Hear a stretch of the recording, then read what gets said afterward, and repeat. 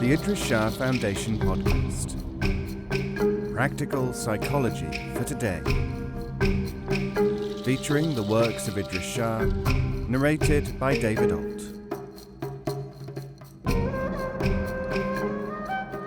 Welcome to the Idries Shah Foundation podcast.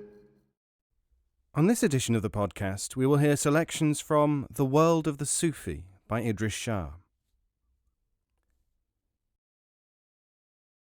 Part 2.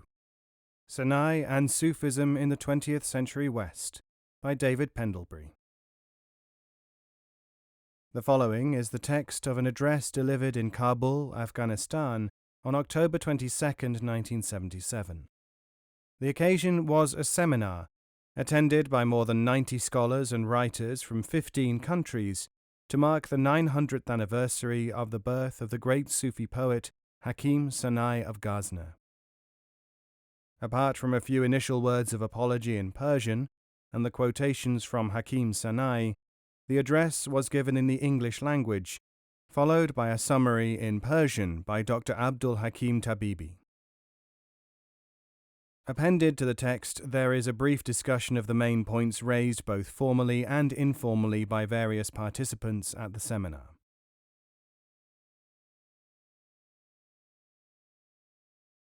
It seems to me that the best way for me to begin would be to explain briefly how I come to be taking part in this seminar. The obvious answer is that certain gentlemen among you were kind enough to invite me, but that again begs the question, why? Because it has come to your attention that a few years ago I wrote a short book, a very short book, on the Hadika of Hakim Sanai. Yes, but how did that come about? In 1964, I read a book called The Sufis by Syed Idries Shah. The very first words in this extraordinary book are a quotation, in English, from Hakim Sanai's Hadikat ul Hakikat, which I retranslate as follows. All mankind is asleep, living in a desolate world. The desire to transcend this is mere habit and custom, not religion, idle fairy tales. Stop bragging in the presence of men of the path. Better consume yourself like burning chaff. If you yourself are upside down in reality, then your wisdom and faith are bound to be topsy-turvy. Stop weaving a net about yourself. Burst like a lion from the cage. These lines and the ensuing pages of Shah's book made such an impression on me that I conceived a very strong wish to become more closely associated with this man and his work, and eventually opportunities began to present themselves. One avenue of approach seemed to be to try and follow the innumerable leads which he indicated in the Sufis, and in his brief but invaluable sequel to that book, Special Problems in the Study of Sufi Ideas. From the latter, I discovered that there existed an English translation of part of Sanai's Hadika, and this I was eventually able to obtain. I have already described my subsequent adventures with it in some detail in my own little book, so I shall not go into them here. However, I should like to amplify in this gathering how great was the encouragement I received from Idries Shah during the first embryonic stages of the book's existence. When your invitation came, I was, of course, highly flattered, but my first reaction was to refuse. The last thing I would claim to be is an Orientalist, or any kind of scholar for that matter, and as for being a Sufi, however much I may sometimes wish I were one, reading a few lines of the Hadika is quite enough to remind me that I am not. So at first I was going to refuse, as I sensed that in more ways than one I should be out of my depth. But, on the other hand, I do share with you a deep affection for the poet Hakim Sanai Ghaznavi, and to be able to pay homage to him in this way on the occasion of his 900th anniversary seemed an opportunity too good to be missed, especially as I am unlikely to be able to attend his 1000th anniversary. In the midst of these hesitations, I got in touch with Idries Shah, and once again his encouragement gave further weight to my decision to come. And so 3 factors seem to have brought me here. yourselves, Hakim Sanai, and Idries Shah. I wish it were Shah and not myself talking to you now and commemorating with you the monumental work of Hakim Sanai of Ghazna, for if I am neither scholar nor Sufi, he for his part is an almost unique blend of the two. For those who know him, he is the living proof that the spirit which inspired Sanai is as active today as it was 9 centuries ago, and in times as confused as these. That is surely cause for rejoicing. But let me quote the first couplet translated in my little book, so that there can be no misunderstanding about what it is that is here being praised. The seeing soul perceives the folly of praising other than the Creator. It is not the man, be it Sanai or Shah, but the creative spirit visible in their work that we are celebrating here. This current seminar, as far as its outward conception goes, seems to be focusing on Hakim Sanai primarily as an Afghan phenomenon, as possibly the greatest poet Afghanistan has ever known. This is thoroughly understandable and laudable. Every country should be justly proud of its poets and philosophers, especially when they attain the eminence of Hakim Sanai. But obviously, for an outsider, however well disposed he may feel toward Afghanistan and the Afghans, this is unlikely to be central in his motivation to study Hakim Sanai. As I see it, Hakim's legacy is and should be for the whole of humanity, regardless of national groupings, or even religious groupings for that matter. One of the amicable background disputes in which I have been involved at this seminar has been the question of whether or not Sufism is the sole prerogative of Islam. For my part, I cannot accept that Islam, in the sense of an organized body of dogma and practices, has any exclusive property rights over the manifestations of Sufism, though, of course, in the basic sense of Islam as surrender to God, it may be regarded as identical with Sufism, as indeed may certain aspects of Christianity. For me, tasawwuf, the creed of love, is above and beyond any particular religious formulation, and in case this notion should appear like a heretical innovation to you, let me remind you that Hakim Sanai was already saying something of the sort more than 800 years ago. At his door, what is the difference between Muslim and Christian, virtuous and guilty? At his door all are seekers, and he the sought. It is true that during the past 10 centuries Sufism has flourished visibly, and to an unprecedented degree within the bosom of the Islamic culture. But that in itself does not indicate to me, as it does to some of my colleagues here, that Sufism and the Islamic faith are inextricably intertwined. I can perfectly well imagine genuine Sufi activity taking root in non-Muslim countries, such as the one I myself come from. And I am not thinking of some kind of arbitrary grafting of exotic Eastern practices, like the whirling dervishes of Baron's Court, but of a thoroughly indigenous phenomenon, specifically created to take into account the strengths and weaknesses of the prevalent culture. I say I can imagine it, but that is being less than honest. I have seen such a thing with my own eyes. To be true, it is still in its infancy, and there are plenty of teething troubles, but I venture to state here that in the West a widespread community of people from all walks of life are slowly and methodically preparing themselves for the Sufi undertaking, the conscious evolution of humanity. That sounds terribly dramatic. The day-to-day reality is much humbler. It is largely a matter of carrying on doing what one did before, perhaps a little more conscientiously, until the conditions of time, place, and people, zaman, makan, ikhwan, are exactly right for a step forward. The people I have in mind are familiar, to an extent that might surprise a number of my colleagues here, with the ideas of the great classical Sufis of the East, such as Sanai, Mevlana, Attar, and so on, and many other lesser-known figures besides them, and I am sure they would wish me to say Ishq to all of you gathered here who are students of these and other great men of the past.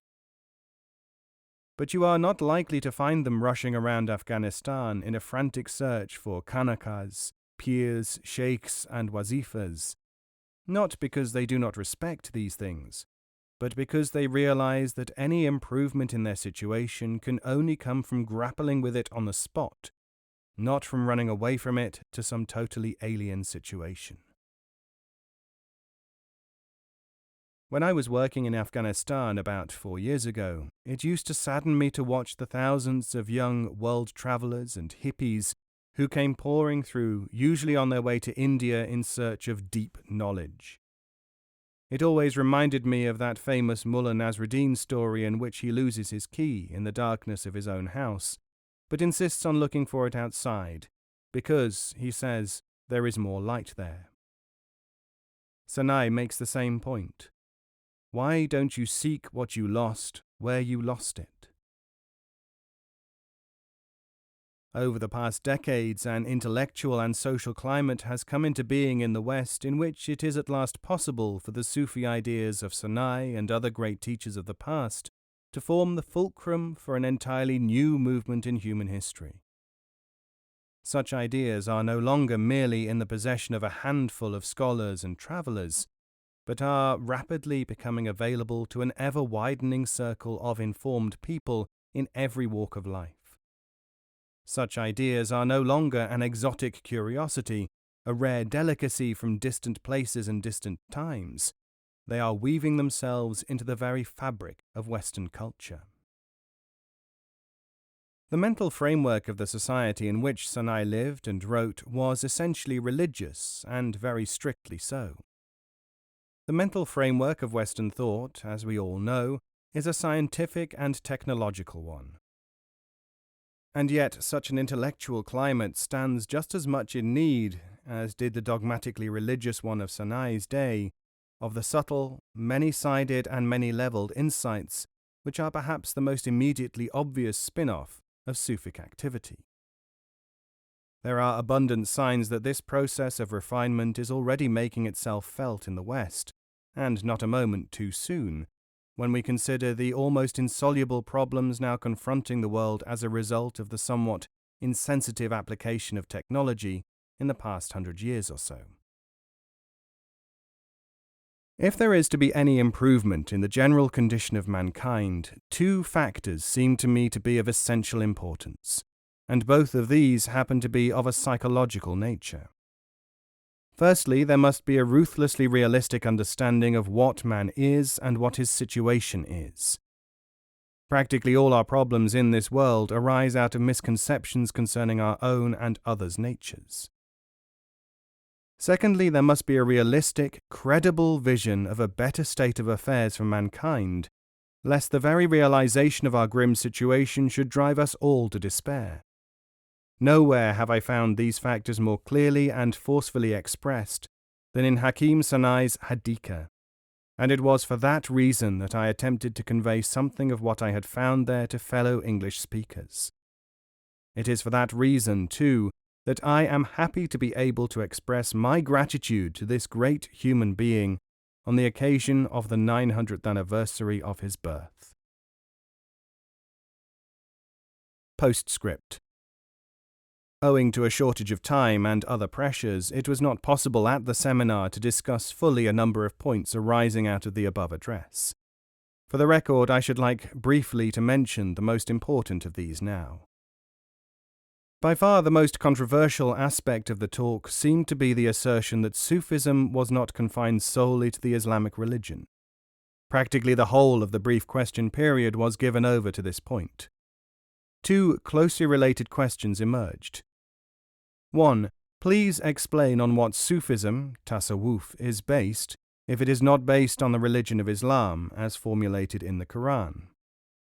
And 2. In the minds of millions of Muslims, Sufism, tasawwuf, is identified with a very specific form of activity within Islam. Is it not then perverse to identify it with something else, which historically and geographically extends beyond the scope of Islam? Although these questions are dealt with in the above text, further clarification might be useful. Nothing could be further from my intention than to belittle Islam, which in its essential conception I regard as the highest and purest form of religion the world has yet seen, and is ever likely to see for that matter. But the evidence of Sufi activity both prior to the foundation of Islam and extending far beyond the sphere of Islamic influence is so abundant and widespread that it is impossible to regard Islam and Sufism as coterminous. The assumption that Sufism is based on something, for instance a religion, is in my view an inversion of the real situation. It is not that Sufism is based on Islam or any other religion. It is much more a case of these religions demonstrably being based on a common source, Sufism. As for what the foundation of the latter might be, that is a very large and daunting topic. Any brief and provincial answer one might attempt inevitably has about it the dissatisfying ring of a truism, cliché or half-truth. One might call the basis of Sufism love, conscience, the evolution of humanity, etc., etc., but by themselves these are simply words. As for the second question, there does not seem to be anything perverse in attempting to apply to a 20th century Western context the vast resources of wisdom and knowledge accumulated by Sufis in other places and times. Indeed, there would be something perverse about not trying to make use of such resources once one had stumbled across them. But why call it Sufism? Why not call it something else? It is indeed unfortunate, but perhaps it cannot be helped, that people's notions of what Sufism is and can be so easily degenerate into a sort of parochial totem pole. Sufism is always something else, and the wonder of it is that it is always the same. The question arises out of the old confusion between the contents and the container. It is rather like being told that what I am drinking is not wine because I am drinking it out of a disposable paper cup instead of a corroded old brass goblet.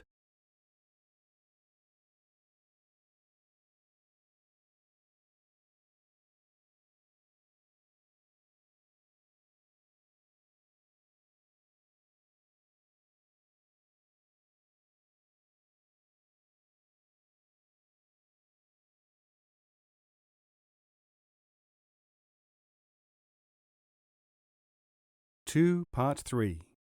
Some Sufi Tales from Burton's Arabian Nights. My spirit urged me, once upon a time, to go forth into the country of the infidels, and I strove with it and struggled to put away from me this inclination, but it would not be rejected. So I fared forth and journeyed about the land of the unbelievers, and traversed it in all its parts. For divine grace enveloped me, and heavenly protection encompassed me, so that I met not a single Nazarene, but he turned away his eyes and drew off from me, till I came to a certain great city, at whose gate I found a gathering of black slaves, clad in armour and bearing iron maces in their hands. When they saw me, they rose to their feet and asked me, "Art thou a leech?" And I answered, "Yes." Quoth they, "Come, speak to our king," and carried me before their ruler, who was a handsome personage of majestic presence. When I stood before him, he looked at me and said, "Art a physician, thou?" "Yes," quoth I, and quoth he to his officers, "Carry him to her, and acquaint him with the condition before he enter." So they took me out and said to me, "Know that the king hath a daughter, and she is stricken with a sore disease, which no doctor hath been able to cure, and no leech goeth into her and treateth without healing her, but the king putteth him to death. So bethink thee what thou seest fitting to do." I replied, "The king drove me to her, so carry me to her." Thereupon they brought me to her door and knocked, and behold, I heard her cry out from within, saying, "Admit to me the physician, lord of the wondrous secret." And she began reciting, "Open the door, the leech now draweth near, and in my soul a wondrous secret speer, how many of the near far distant are, how many distant far are nearest near. I was in strangerhood amidst you all, but willed the truth my solace should appear. Joined us the potent bonds of faith and creed, we met as dearest fear greets dearest fear. He sued for interview when as pursued the spy, and blamed us envy's gibe and jeer. Then leave your chiding, and from blame desist, for fie upon you, not a word I'll hear. I care for naught that disappears and fleets, my cares for things nor fleet nor disappear. And lo, a sheikh, a very old man, opened the door in haste and said to me, "Enter." So I entered and found myself in a chamber strewn with sweet-scented herbs, and with a curtain drawn across one corner, from behind which came a sound of groaning and grame, weak as from an emaciated frame. I sat down before the curtains, and was about to offer my salam, when I bethought me of his words, whom Allah save and assain, accost not a Jew nor a Christian with the salam salutation, and when ye meet them in the way, constrain them to the straightest part thereof. Footnote: the Muslim is still unwilling to address salam, peace be with you, to the Christian, as it is obligatory, farz, to a Muslim. He usually evades the difficulty by saluting the nearest Muslim, or by a change of words, Allah yahdik, Allah direct thee to the right way, or peace be upon us and the righteous worshippers of Allah, not you, or al-sam, for salam, alayka, equals poison to thee. The idea is old. Alexander of Alexandria in his circular letter describes the Arian heretics as men whom it is not lawful to salute or to bid Godspeed.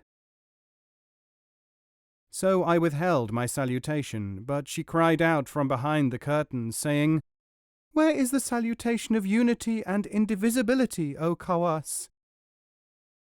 I was astonished at her speech, and asked, "How knowest thou me?" Whereto she answered, "When the heart and thoughts are whole, the tongue speaketh eloquently from the secret recesses of the soul. I begged him yesterday to send me one of his saints, at whose hands I might have deliverance. And behold, it was cried to me from the dark places of my house, Grieve not, for we soon will send thee Ibrahim the basket-maker." Then I asked her, "What of thee?" And she answered, "It is now 4 years since there appeared to me the manifest truth, and he is the relator and the ally, and the uniter and the sitter by, whereupon my folk looked askance upon me with an evil eye, and taxed me with insanity, and suspected me of depravity. And there came not into me doctor but terrified me, nor visitor but confounded me." Quoth I, "And who led thee to the knowledge of what thou wottest?" Quoth she, "The manifest signs and visible portents of Allah, and when the path is patent to thee, thou espiest with thine own eyes both proof and prover." Now while we were talking, behold, in came the old man appointed to guard her, and said, "What doth thy doctor?" And she replied, "He knoweth the hurt and hath hit upon the healing." And Shahrazad perceived the dawn of day, and ceased to say her permitted say. Now when it was the 478th night, she said, "It hath reached me, O auspicious king, that when the sheikh, her guardian, went in to her, he said, 'What doth thy doctor?' And she replied, 'He knoweth the hurt, and hath hit upon the healing.' Hereupon he manifested joy and gladness, and accosted me with a cheerful countenance, then went and told the king, who enjoined to treat me with all honour and regard. So I visited her daily for 7 days, at the end of which time she said to me, 'O Abu Ishaq, when shall be our flight to the land of Al-Islam?' 'How canst thou go forth?' replied I, 'and who would dare to aid thee?' Rejoined she, 'He who sent thee to me, driving thee as it were.' And I observed, 'Thou sayest sooth.' So when the morrow dawned, we fared forth by the city gate, and all eyes were veiled from us, by commandment of him who, when he desireth aught, saith to it, Be, and it becometh. So that I journeyed with her in safety to Mecca, where she made a home hard by the holy house of Allah, and lived 7 years, till the appointed day of her death. The earth of Mecca was her tomb, and never saw I any more steadfast in prayer and fasting than she. Allah send down upon her his mercies, and have compassion on him who saith, When they to me had brought the leech, and surely showed the signs of flowing tears and pining malady, the face veil he withdrew from me, and neath it naught, save breath of one unsouled, unbodied, could he see. Quoth he, This be a sickness, love alone shall cure, love hath a secret from all guess of man wide free. Quoth they, An folk ignore what here there be with him, nature of ill, and eke its symptomology, how then shall medicine work a cure? At this, quoth I, Leave me alone, I have no guessing speciality. And they tell a tale of the Prophet and the Justice of Providence. A certain prophet made his home for worship on a lofty mountain, at whose foot was a spring of running water, and he was wont to sit by day on the summit, that no man might see him, calling upon the name of Allah the Most Highest, and watching those who frequented the spring. One day, as he sat looking upon the fountain, behold, he espied a horseman, who came up and dismounted thereby, and taking a bag from his neck, set it down beside him, after which he drank of the water and rested a while. Then he rode away, leaving behind him the bag which contained gold pieces. Presently up came another man to drink of the spring, who saw the bag, and finding it full of money, took it up. Then, after satisfying his thirst, he made off with it in safety. A little after came a woodcutter white with a heavy load of fuel on his back, and sat down by the spring to drink. And lo, back came the first horseman in great trouble, and asked him, Where is the bag which was here? And when he answered, I know nothing of it, the rider drew his sword, and smote him, and slew him. Then he searched his clothes, but found naught, so he left him, and wended his ways. Now when the prophet saw this, he said, O Lord, one man hath taken 1,000 dinars, and another man hath been slain unjustly. But Allah answered him, saying, Busy thyself with thy devotions, for the ordinance of the universe is none of thine affair.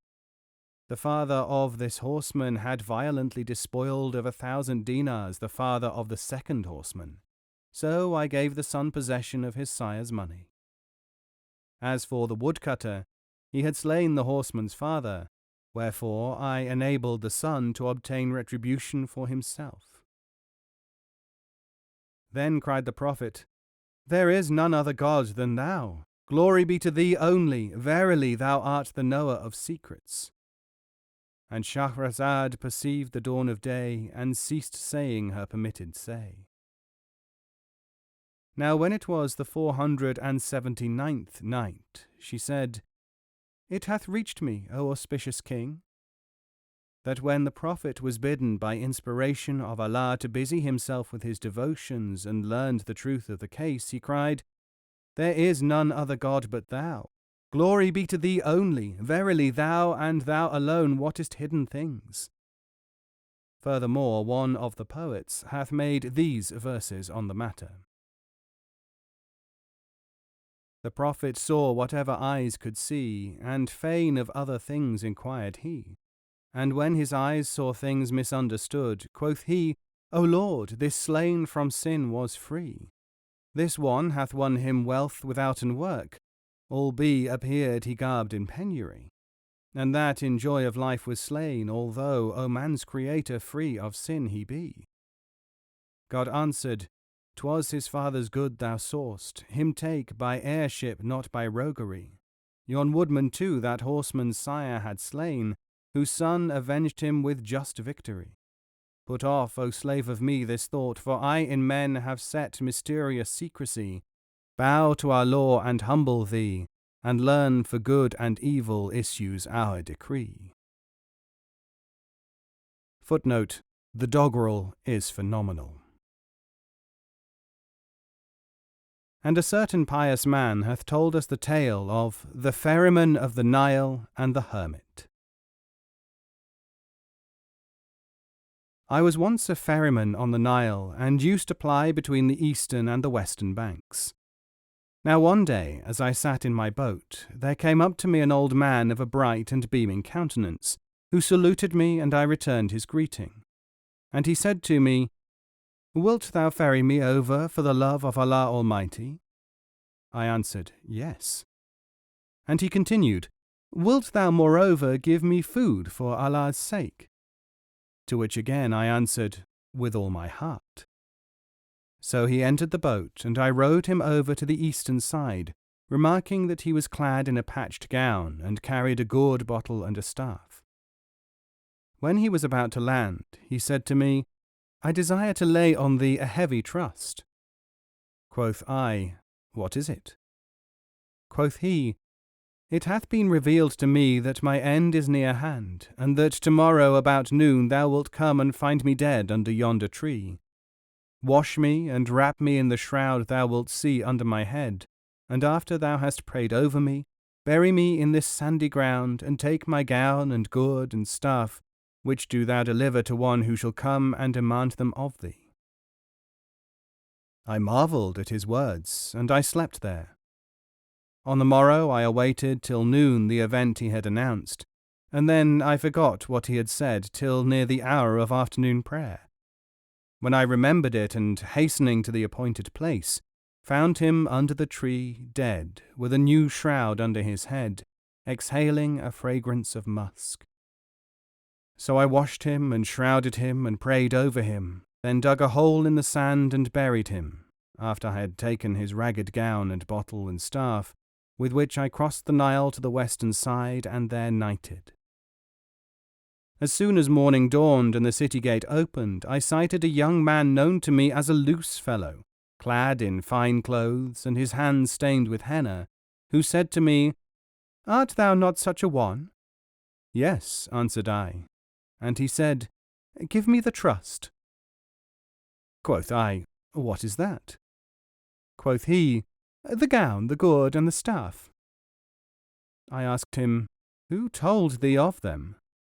And he answered, "I know nothing, save that I spent yesternight at the wedding of one of my friends, singing and carousing till daylight, when I lay me down to sleep and take my rest, and behold, there stood by me a personage who said, 'Verily Allah Almighty hath taken such a saint to himself, and hath appointed thee to fill his place. So go thou to a certain person,' naming the ferryman, "and take of him the dead man's gown and bottle and staff, for he left them with him for thee." So I brought them out and gave them to him, whereupon he doffed his clothes, and donning the gown went his way and left me. Note: he went in wonder and softened heart to see the miracle of saintly affection. And when the glooms closed around me, I fell a-weeping. But that night while sleeping I saw the Lord of Holiness, glorified and exalted be he, in a dream, saying, "O my servant, is it grievous to thee that I have granted to one of my servants to return to me? Indeed, this is of my bounty, that I vouchsafe to whom I will, for I over all things am almighty." So I repeated these couplets: "Lover with loved loseth will and aim, all choice, and couldst thou know, were sinful shame. Or grant he favour, and with union grace, or from thee turn away, he hath no blame. And from such turning thou no joy enjoy, depart, the place for thee no place became. Or canst his near discern not from his far? Then love's in vain, and thou'rt a rear and lame. If pine for thee afflict my sprite, or men hail me to death, the rein thy hand shall claim. So turn thee to or fro to meet his one, and what thou ordainest none shall dare defame. My love hath naught of aim but thine approof, and if thou say we part, I say the same. Footnote. In sophistical parlance, the creature is the lover and the creator the beloved. Worldly existence is disunion, parting, severance, and the life to come is reunion. The basis of the idea is the human soul being a divinae particula aurae, a disjoined molecule from the Great Spirit, imprisoned in a jail of flesh, and it is so far valuable that it has produced a grand and pathetic poetry.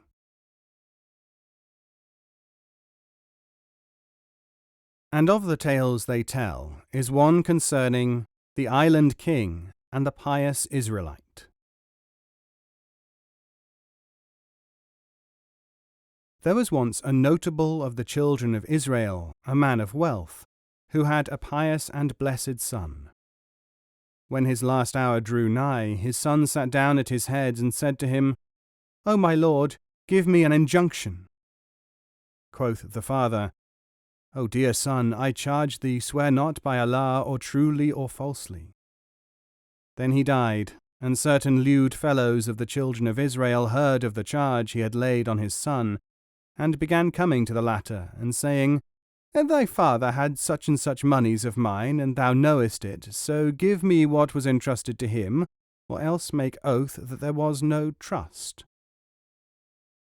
The good son would not disobey his sire's injunction, so gave them all they claimed, and they ceased not to deal thus with him till his wealth was spent, and he fell into straitest predicament. Now the young man had a pious and blessed wife, who had borne him 2 little sons. So he said to her, The folk have multiplied their demands on me, and while I had the wherewithal to free myself of debt, I rendered it freely. But naught is now left us, and if others make demands upon me, we shall be in absolute distress, I and thou. Our best way were to save ourselves by fleeing to some place, where none knoweth us, and earn our bread among the lower of the folk. Accordingly he took ship with her and his 2 children, knowing not whither he should wend, but, when Allah judgeth, there is none to reverse his judgment. And quoth the tongue of the case, O flyer from thy home when foes affright, whom led to weal and happiness such flight, grudge not this exile when he flees abroad, where he on wealth and welfare may alight. And pearls for ever did abide in shell, the kingly crown they ne'er had decked and dight. The ship was wrecked, yet the man saved himself on a plank, and his wife and children also saved themselves, but on other planks. The waves separated them, and the wife was cast up in one country, and one of the boys in another. The second son was picked up by a ship, and the surges threw the father on a desert island, where he landed and made the wuzu ablution. Then he called the prayer call, and Shahrazad perceived the dawn of day, and ceased to say her permitted say. Now when it was the 480th night, she said, It hath reached me, O auspicious king, that when the man landed upon the island, he made the wuzu ablution to free himself from the impurities of the sea, and called the call to prayer, and stood up to his devotions. When, behold, there came forth of the sea creatures of various kinds, and prayed with him. When he had finished, he went up to a tree, and stayed his hunger with its fruits, after which he found a spring of water, and drank thereof, and praised Allah, to whom be honour and glory. He abode thus 3 days, and whenever he stood up to pray, the sea creatures came out and prayed in the same manner as he prayed. Now after the 3rd day he heard a voice crying aloud, and saying, O thou just man and pious, who didst so honour thy father and revere the decrees of thy Lord, grieve not, for Allah, be he extolled and exalted, shall restore to thee all which left thy hand. In this isle are hoards and monies, and things of price which the Almighty willeth thou shalt inherit, and they are in such a part of this place. So bring thou them to light, and verily we will send ships unto thee, and do thou bestow charity on the folk, and bid them to thee. So he sought out that place, and the Lord discovered to him the treasures in question. Then ships began resorting to him, and he gave abundant largesse to the crews, saying to them, Be sure ye direct the folk unto me, and I will give them such and such a thing, and appoint them to this and that. Accordingly there came folk from all parts and places, nor had 10 years passed over him ere the island was peopled and the man became its king. No one came to him, but he entreated him with munificence, and his name was noised abroad throughout the length and breadth of the earth. Now his elder son had fallen into the hands of a man who reared him and taught him polite accomplishments, and in like manner the younger was adopted by one who gave him a good education and brought him up in the ways of merchants. The wife also happened upon a trader who entrusted to her his property, and made a covenant with her that he would not deal dishonestly by her, but would aid her to obey Allah, to whom be majesty and might, and he used to make her the companion of his voyages and his travels. Now the elder son heard the report of the king, and resolved to visit him, without knowing what he was, so he went to him and was well received by the king, who made him his secretary.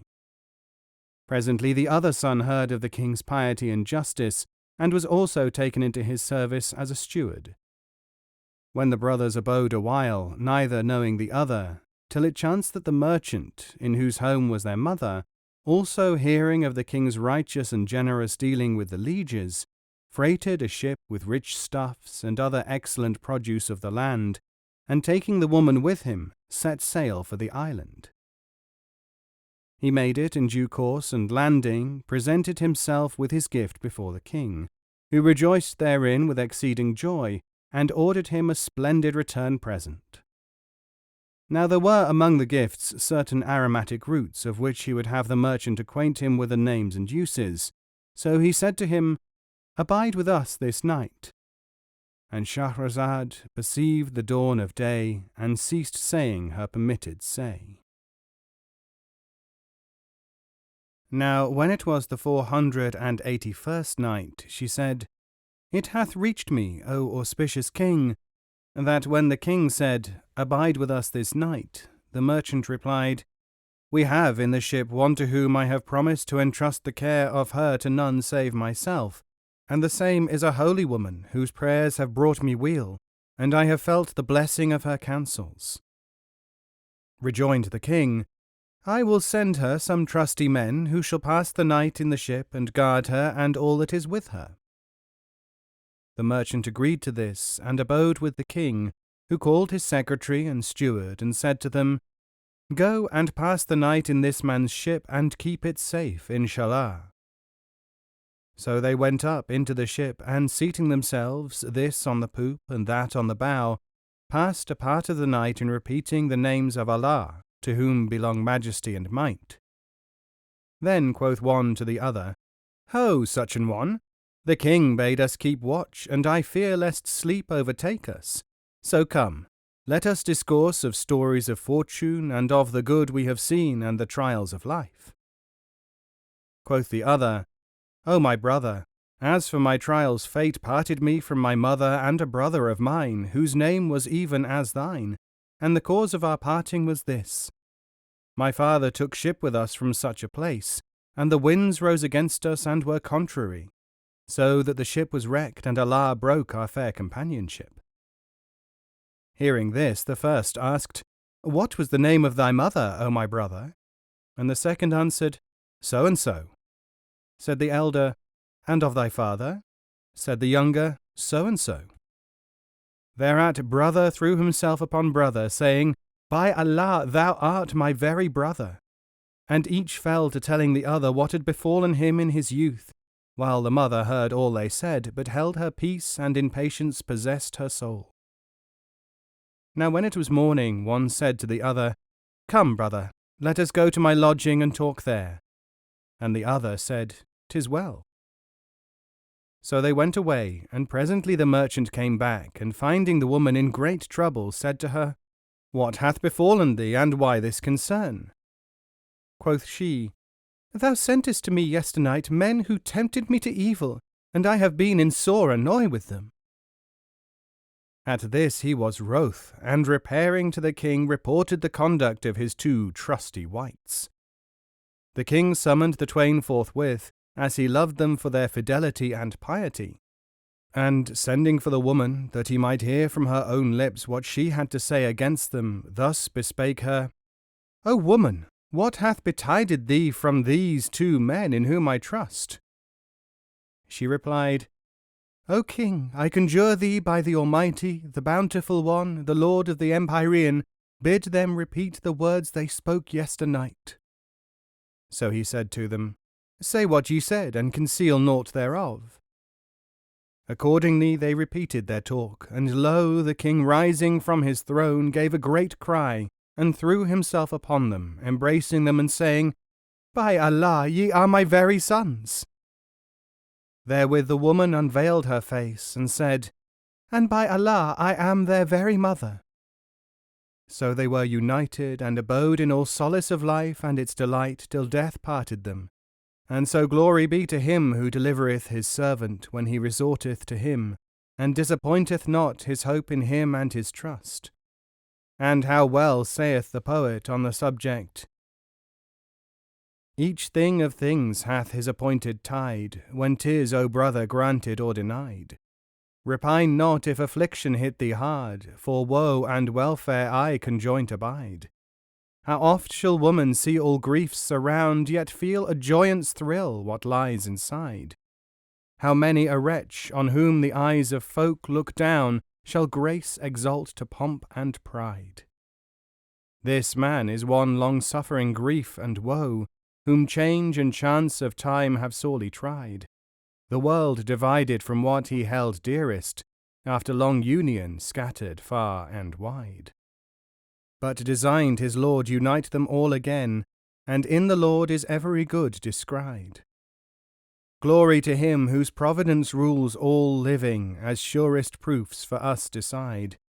Near is the near one, but no wisdom clearer shows him, nor distant wayfare brings him nearer.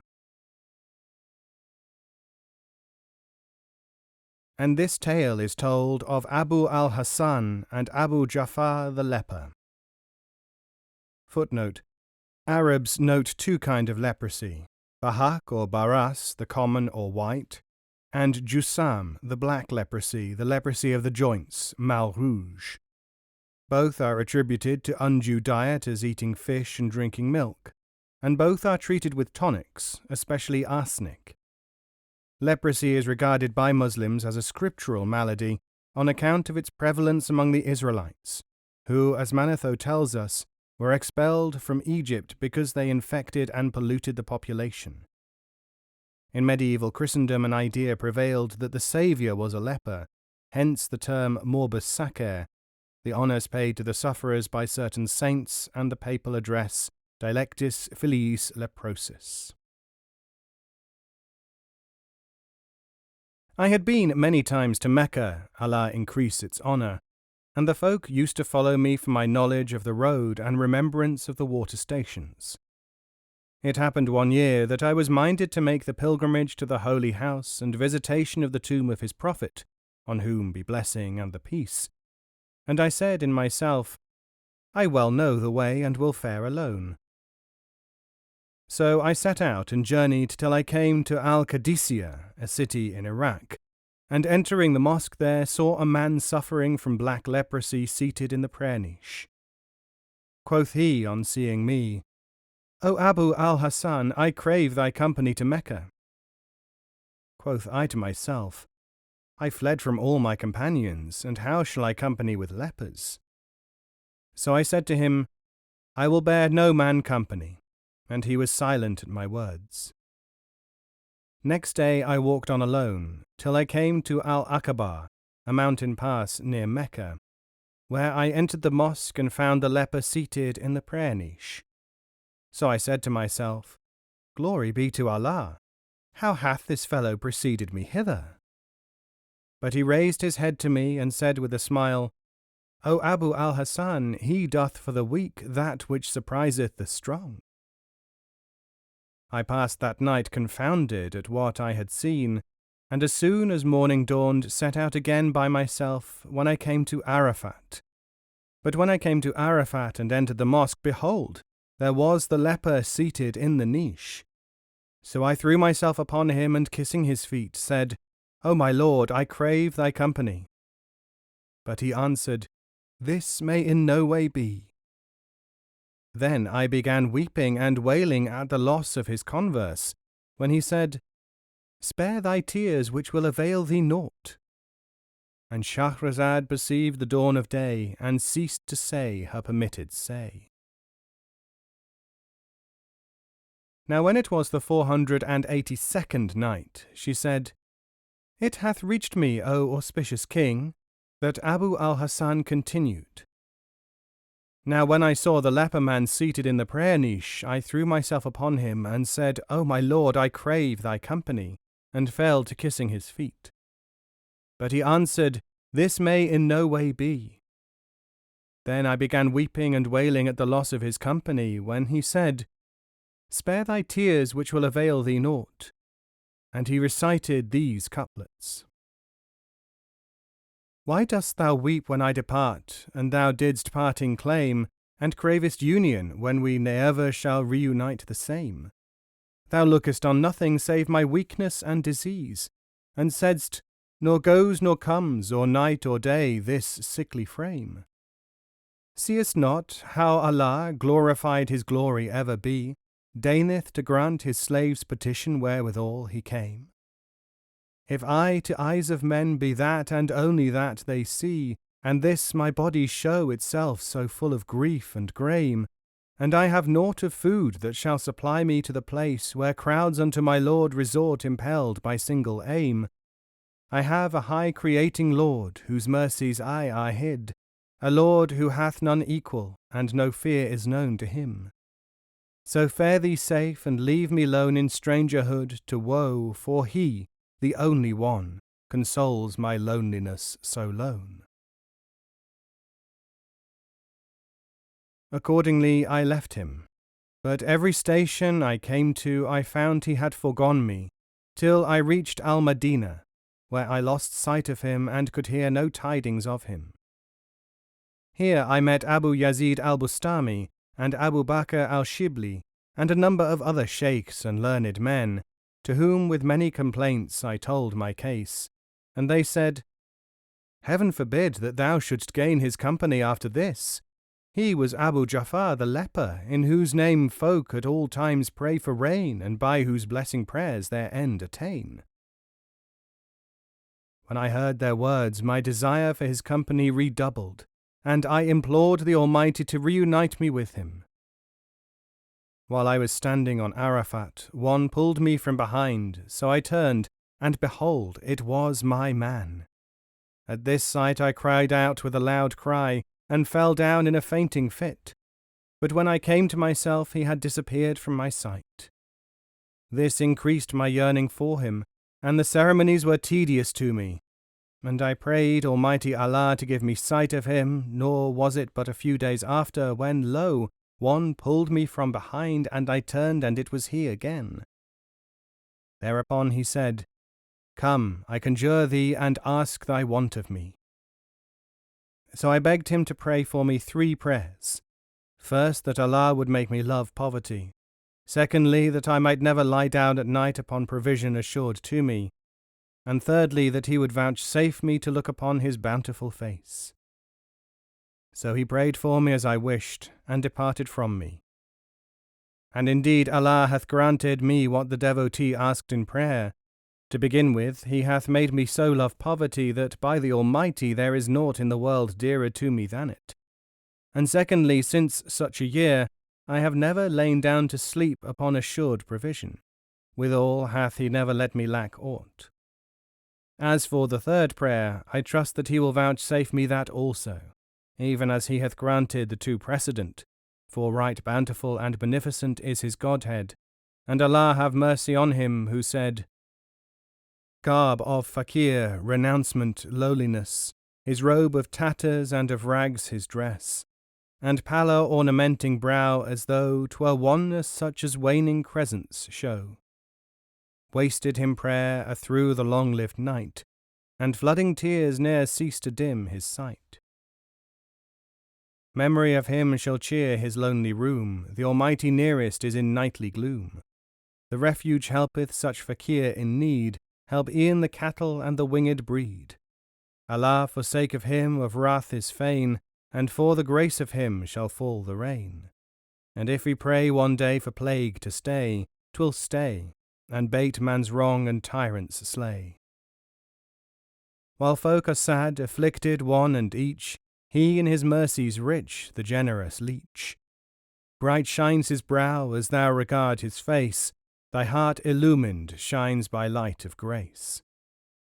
O thou who shunnest souls of worth innate, departs thee, woe to thee, of sins the weight. Thou thinkest to overtake them, while thou bearest follies which slay thee whatso way thou farest. Didst what their worth thou hadst all honour showed, and tears in streamlets from thine eyes had flowed. To catarrh-troubled men flowers lack their smell, and brokers ken for how much clothes can sell. So haste, and with thy Lord reunion sue, and haply fate shall lend thee aidance due. Rest from rejection and estrangement stress, and joy thy wish and will shall choicely bless. His court wide open for the sewer is dight, one very God, the Lord, the Almighty might. Footnote: it is sad doggerel. 2 Part 4 In the World, Not of It, by Doris Lessing.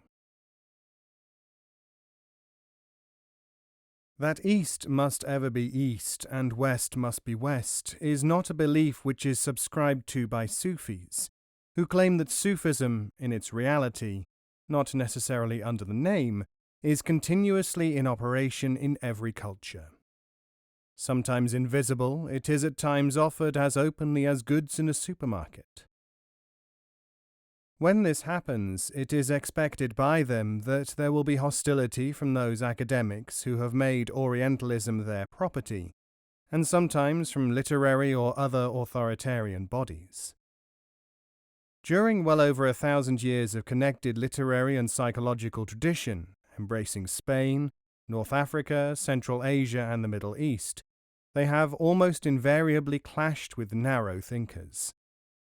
Often the struggle between Sufis and the establishments looks unpleasantly like what happened when the Nazis took a stand against something. Some past patterns are unfamiliar to us, others can be instructive, for in one form or another they repeat themselves. Hallaj was dismembered in Baghdad AD 922 for blasphemy.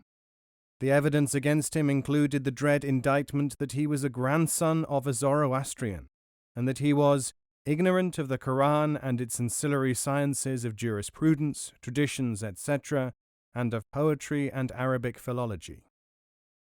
Searches of the houses of some of his followers showed that they actually possessed books inscribed in gold on Chinese paper. In case you didn't know it, this was taken to suggest that the writings must be heretical, since Manichees used gold ink and Chinese paper. Suhrawardi was killed in 1191, the charge including atheism, heresy, and believing in ancient philosophers. Ibn al-Arabi of Spain was hauled before an inquisition of scholars in the 12th century for immodesty in pretending that love poetry could be spiritual when it was pornographic. Sarmad was executed in India in 1563 for exposing his body. He was alleged to be a Jew or of Jewish origin. Jalaluddin Rumi was accused of publishing trivial folk tales in the guise of spiritual writings. There were sometimes difficulties in attacking the Sufis once they had established a name for literature or could not be shown to be vicious. One such case is the frame-up of Nasimi. Unable to fault Nasimi in argument, certain scholars sent him a pair of shoes as a gift from another country. Into the sole they had sewn a chapter from the Quran. Then they sent word to the governor of Aleppo that Nasimi was defiling the Quran. The governor had his shoe slit open, On the production of the paper, Nasimi made no answer to the charge, knowing that he was going to be killed. He was flayed alive, reciting verses. The charges are always the same. The academic scholars persecute, claim apostasy, ignorance, dubious parentage, desire for power over the people, danger to public order, self-advertisement, and the circulation of spurious, superficial, or irresponsible literature. But in spite of these accusations, in spite of persecution often followed by judicial murder, the Sufi teachers subsequently become major spiritual authorities to the Islamic world. Most of these Sufis were literary men, and all were marked by their inability to accept the dogmas of their current establishments. Once safely dead, they could be unofficially canonized, but during their lifetimes many suffered grievously. But perhaps this treatment was not surprising. People persecute or ignore what they do not understand. And there was something particularly provoking about the Sufis. What, for instance, could a medieval theologian make of a man who called himself a mystic, was interested in man's evolution to a higher level, was associated with scientific work? It is against this sort of historical background that it can be useful to view Sufi literature, which exists on many levels, from simple entertainment to truths that lie under the poet's tongue. Codes and the cryptic had their practical as well as their spiritual uses. Oriental studies, even today, are the Cinderella of the learned world. The reason for this is historical as well as the perennial difficulty that scholars who have cornered a market can refuse, or be unable, to recognize a real Sufi practitioner when one appears. Even now, our mental sets in the West exclude much factual information about the extent of the influence that Spain, the Arabs, the Moors, Islam has had on our culture. This influence has been immense, if often not acknowledged at all. It is in this field that we can expect, it is already happening, startling results in academic research. But the block is there and strong. Professor A.J. Arbery of Cambridge complains in a current book that someone trying to develop in this field should find himself on the defensive, that he should have to contend with cheap jibes, sometimes with active opposition. The career of Idries Shah, who is the main current exponent of Sufi literature and teaching, has in the past few years shown a resemblance to some of the classical Sufis. The same signs and symptoms of opposition have been seen, but there has also been support, and from the highest levels. Late in 1970, for instance, no sooner had the expected handful of irritated scholars opposed him than a large body of experts set about writing a Festschrift published by Cape. They include scholars from the West specializing in Orientalism, and also many Orientals, covering between them the whole spectrum of Oriental studies in which he works: Islamics, mysticism, Persian, Arabic, Turkish, Sufism, history. They include Arabs and Jews, and academics from both sides of the Iron Curtain, not to mention such people as diplomats, generals, a judge, and a cabinet minister who is also a Sufi authority in the Middle East. The need for this type of active support can be encapsulated in a tale from the Mullah Nasruddin corpus. Nasruddin found a falcon sitting on his windowsill. He had never seen a bird of this kind before. "You poor thing," he said, "how were you ever allowed to get into such a state?" He clipped the falcon's talons, cut its beak straight, and trimmed its feathers. "Now you look more like a bird," said Nasruddin. There is also the problem that we are used to thinking of Eastern philosophies and their representatives through our Indian spectacles. Gurus, our teachers, are respected by the religious and scholarly establishments, are interviewed plentifully by journalists fascinated by their bizarre and obviously holy practices, are considered the more authentic the more they claim the things of this world are of no account. But Sufism does not resemble in any way what it considers to be a degeneration of a real tradition, and says that you cannot approach Sufism until you are able to think that a person quite ordinary in appearance and in life can experience higher states of mind. Sufism believes itself to be the substance of that current which can develop man to a higher stage in his evolution. It is not contemptuous of the world. Be in the world, but not of it, is the aim. But the inability to believe in the combination of the mystic and the practical is not only of our time. Roger Bacon, the Franciscan monk, lectured at Oxford from Sufi books in the 13th century. It was for his recommendation of Sufi practices that he got into trouble with the religious authorities. Lully of Majorca praised Sufi methodologies, was a devotee of Arabian mysticism. Today he finds a place in scientific literature as the inventor of a digital computer. Rumi, poet and mystic, stressed a theory of evolution 800 years before Darwin. Shabestari, a 13th century Persian Sufi, writes of the mystic way while emphasizing the unbelievable power which could be released from the atom.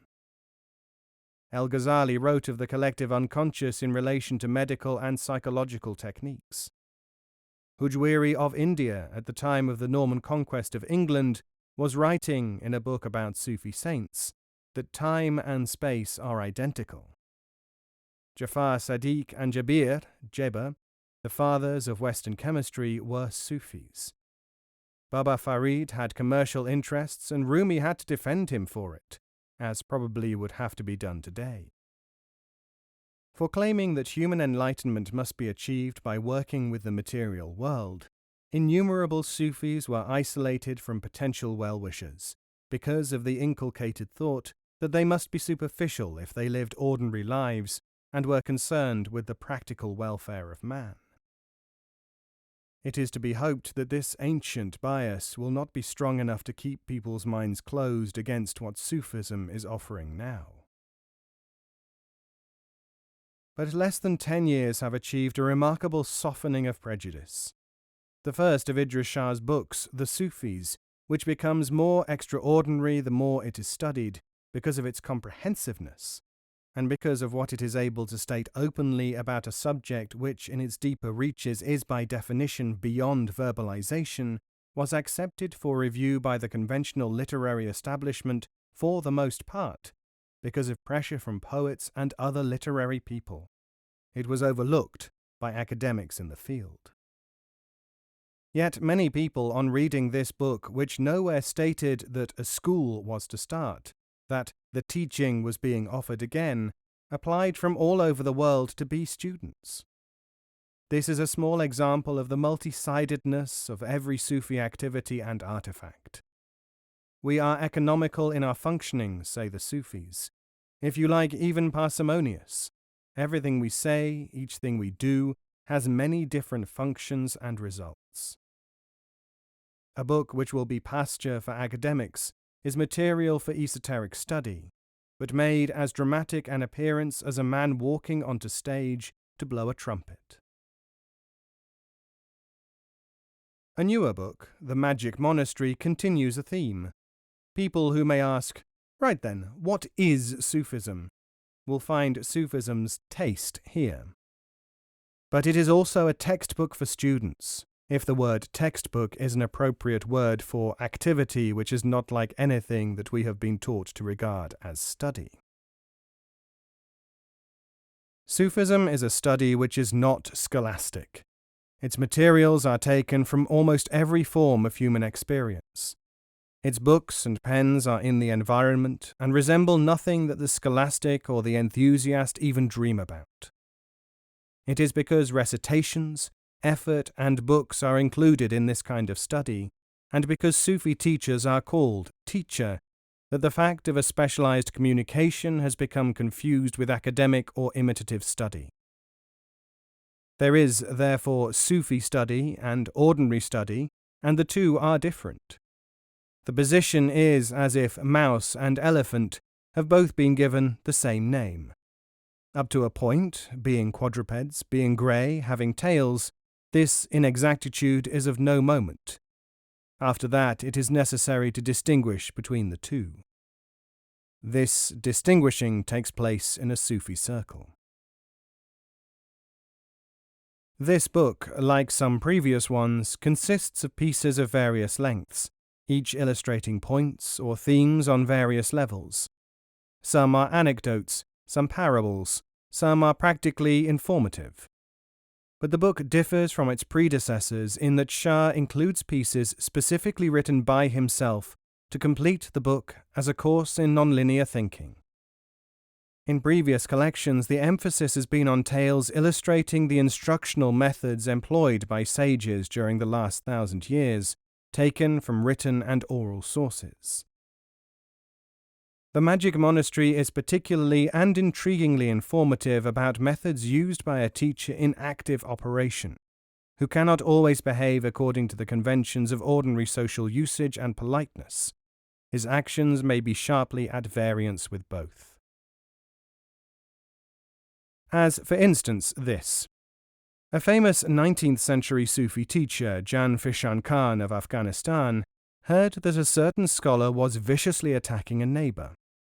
He invited both men to a feast, and having asked the neighbor to react to nothing that might happen, when the feast was at its height, he began to berate him as the scholar had done for iniquities and shortcomings of all sorts. The man kept silent until the scholar cried, "Please stop. I saw my own behavior in you, and I cannot bear the sight."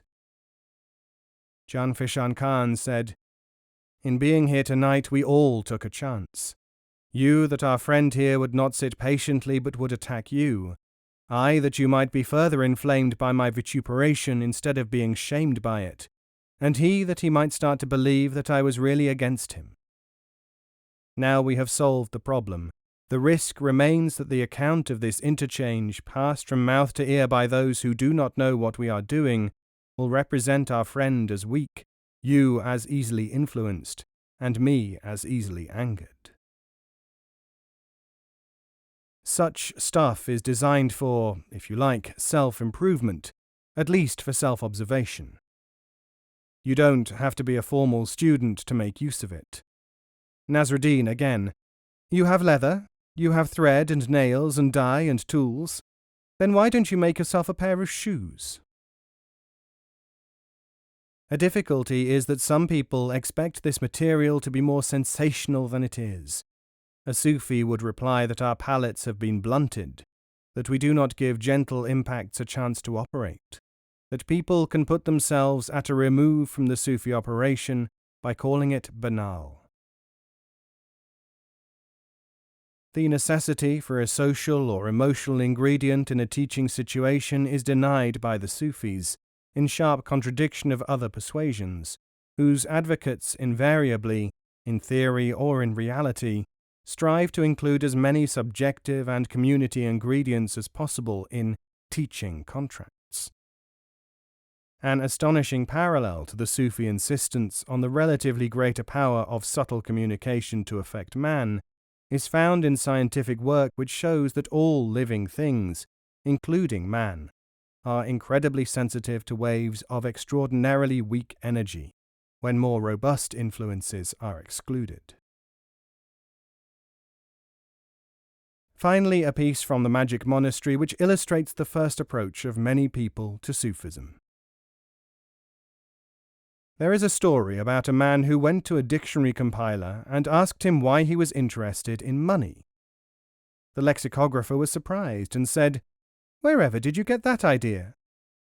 "From your own writings," said the visitor. "But I have only written that one dictionary," said the author. "I know, and that is the book which I have read," said the other man. "But the book contains 100,000 words, and out of those I don't suppose that more than 20 or 30 are about money." "What are you talking about all the other words for," said the visitor, "when I was asking you about the words for money?"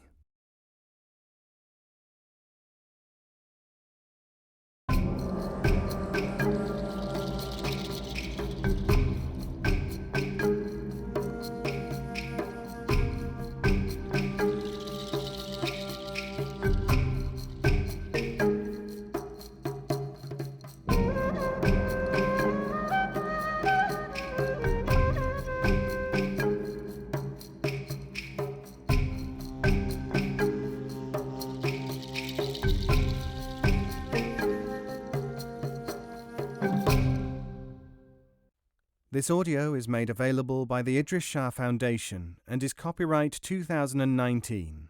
All rights reserved.